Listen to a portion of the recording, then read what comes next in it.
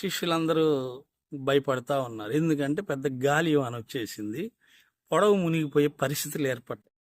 ఇక చనిపోతాము, ఇంకందరం ఇక్కడే అనుకున్నారు.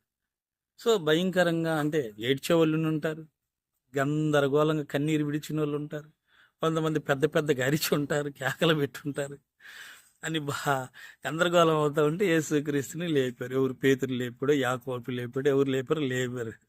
అప్పుడు యేసుక్రీస్తు మామూలుగా పైకి లేచి మనం కానీ పిల్లల్ని గద్దించినట్టు, రే నోరు మూసుకో కాముకుంటారు నువ్వు అని మనం పిల్లల్ని గద్దిస్తూ ఉంటాం. యేసుక్రీస్తు లేచి ఆ సముద్రంతో నోరు మూసుకో అన్నాడు. ఇంగ్లీష్లో అయితే షడాప్ యువర్ మౌత్ అంటది. షడాప్ యువర్ మౌత్, నోరు మూసుకో అంటాడు గాలివాన్.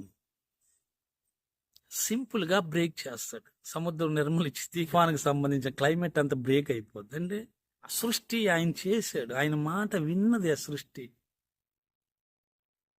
దేవుడికి అసాధ్యమైంది ఏముంది? ప్రియ సహోదరుడు సహోదరి, బాధపడద్దు, దిగులు పడద్దు, కృంగిపోకు.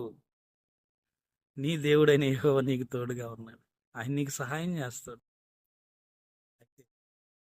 బలహీనతలన్నీ విడిచిపెట్టి క్రీస్తునందు విశ్వాసం ఉంచి ప్రార్థిస్తే ఖచ్చితంగా దేవుడు నీ పట్ల అద్భుతం చేయటానికి సిద్ధంగా ఉన్నాడు.